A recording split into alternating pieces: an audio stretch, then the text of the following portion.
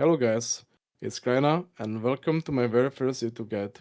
The point of this video is to show you my personalized 60 to 70 TBC guide on how I'll be approaching leveling, reputation and gearing to be ready for Season 1 as fast as possible. I will be focusing on the most optimal route for Warlocks, prioritizing reputations in the right order, unlocking heroic dungeons and more. Let's dive in. One of the biggest changes in TBC Anniversary is account-wide attunements, and it really changes how you should plan your main. Your first character still has to do it the normal way, hit Revered to unlock the heroics. But once you have done that, you can also send the account vault keys to your alts, and they only need friendly reputation to get into heroic dungeons. So your main basically becomes your setup character, you do the heavy grind once up front, and every character after that gets to skip a big chunk of it and catches up way faster. Before I even step through the dark portal, I try to clear out as many future bottlenecks as I can. That means stocking up on PvP marks, pushing towards the honor cap, lining up any pre-quests, and having my consumables ready to go. Gear-wise, I'm starting with a mix of rank 10 PvP pieces and battleground gear. Nothing crazy, just enough to make the early dungeon grind smooth. For dungeon cleaving, I mostly run Dimly Sacrifice Destruction or Deep Destruction with Shadow Fury. If you have really good PV gear, you can go wrong with Shadow Fury build. If you're going into TBC a bit undergeared, or you're not fully prepped, Farguard is honestly a great pick for dungeon cleave, especially while groups are still kinda scuffed. The best part is how flexible it is. If I'm bouncing between spamming dungeons and doing solo quests, this build can do both without me constantly changing specs. When I'm out solo questing, I usually swap into something with more sustain. If my gear is already pretty solid, Demonic Sacrifice Siphon Life feels great. If I'm undergeared, Deep Affliction is just a better pick. If I'm on a PP server, I will often lean towards more tankier build that's Affliction based with Soul Link, because you're a lot better equipped to handle random open world PP. Number one rule is to avoid running in any quests before you get reputation with Desire Faction to Honored by doing dungeons. First of all, I will tuning any pre-quests I did and move to Blasterlands. After I'm done, I will go to the Dark Portal to Thrallmar where I will pick up a quest for Ramparts. My first dungeon will be Ramparts, and afterwards I will be spamming Blood Furnace till I'm honored. After getting honored with Thrallmar, I will move to Zangarmarsh. Before I go to Slave Pens, I will make sure to get this fly path. You need around 10 runs of Slave Pens, plus 1 Underborg run for the Lost in Action quest. After you reach honored with Cenarior, complete the quest. After that, I will do additional Slave Pens runs until I reach 64. At 64, I move to Shattrath to lock in my faction choice. For PvP purposes, I'm going Aldor because it gives additional spell power. Once I enter Shattrath, I make sure to get Flight Path. Then I will begin the City of Light quest chain to get my Aldor allegiance. At level 64, go to the Mana Tombs and pick up the quests outside. Don't turn them in until you reach Honored from running the dungeon repeatedly. I will be spamming Mana Tombs until I reach level 65. Try to avoid running Alkanite Crypts at this stage unless the group really wants to do it. At 65, you could do the Ring of Blood quest chain in Nagrand if you are ahead of the curve. After Nagrand, I move into Static Hollows to reach Honored with Lower City. This is where I spend most of my time between 65 and nearly 68. I spam Static Hollows until I'm around 80% of the way through level 68. After that, I will move into Caverns of Time to begin Black Mora's attunement. The main objective here is completing the Old Blood quest chain, which unlocks Black Moras. This is setting you up for Karazhan attunement later. At 68, I start my Karazhan attunement so I don't have to backtrack later. This includes Shadow Labyrinth, Steam Vaults, and Alcatraz.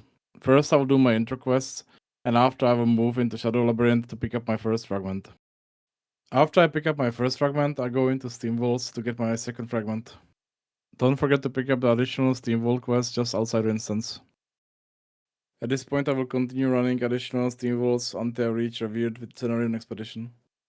Once I hit Revered, I will buy the Hurry Key and the PP helmet. After Steam Vaults, I will go back to Hellfire Peninsula to finish off Thrallmar Reputation. I will be spamming Shattered Holes in order to reach Revered. Once I'm done, I will get my Hurry Key and PvP chest from the vendor. After I will spam Shadow Labyrinth to get Revered with Lower City. Make sure to save up all marks of Sageras, marks of Kil'jaeden, and fair armaments the drops. You'll use them later. After I finish off Revered with Lower City, I will move to get honored with Aldor. For Aldor, I will be turning in Marks of Kil'jaeden to get honored. While you're turning in Marks of Kil'jaeden, you're also getting Sha'tar reputation at the same time. After you each honored, you no longer can use Marks of Kil'jaeden, and your only way of getting Exalted is either turning in Marks of Shattrath or Fell Armaments. At level 70, I unlock flying so I can access the Netherstorm dungeons and finish off my Karazhan attunement. After that, you could go back and do Alkaline Crypts with the full quest run. I intentionally avoid doing this earlier while leveling because I don't want to waste any Sha'tar reputation. Since flying is already unlocked, I move into the Arcatraz and kill the first boss to obtain the final key fragment needed for the Karazhan attunement. After handing the third fragment, I will head back to Caverns of Time to finish off the last part of the attunement. I run Black Morass to complete the Master's Touch quest, which gives me the Master's Key that fully unlocks Karazhan. By completing Black Morass, you will reach Honored with Keepers of Time. After that, I will buy a Ring Enchant and PP Gloves. Once Karazhan is unlocked, I will go to Netherstorm and farm Botanica. This is where I will usually try to form a Spellcleave group and farm Botanica till Revered. After that, I will go and buy Heroic Key, Head Enchant and PP Lex. After, I could get myself Revered with Keepers of Time as it gives me access to another Heroic Dungeons. In order to do that, I will do extra Black Morass runs to push Revered. This step doesn't help me towards previous Season 1, it's more of a long-term decision towards my alts. Once I unlock all the heroics, I will be looking for daily heroic quests in Shattrath to speed things up. If I don't have at least around 50 spirit shards for a rank upgrade, I will run extra Terrokar dungeons whenever the spirit shard event is up. If I'm playing an orc, there's also the spirit shard metagem. I'm not running that metagem in Season 1 because I would rather be tankier early on, but if I'm thinking ahead for later seasons, it's a good idea to pick it up early. Next, I will run additional Shattered Halls to push from Revered to Exalted with Thrallmar and pick up my previous sword. For once, I'm mostly looking for Wand of the Netherwing. If you didn't loot Wand of the Netherwing from Shadow Labyrinth earlier, it's a good idea to get yourself the green quest wand. For PP vendor gear, I will be looking to buy a neck, cloak, boots, ring and PP insignia. Recently, Blizzard did some changes in terms of discounting the PP gear, but as of now, I don't know the exact values for these items. Alright, so the last few gear pieces, I'm looking at BOEs from Tailoring. These can actually be bought from the auction house. If you are a Jewelcrafter, you wanna get Revered with Consortium. By doing monotherms, you're already going to be honored. From there, it's either turn-ins if you're trying to speedrun it, or you can quest it out. I would recommend following WoW with Consortium Reputation Guide for that. To min-max a bit further, I'm also picking up a few extra gems. For Season 1, I'm targeting Sublime Mystic Dawnstone from the Nagrand event.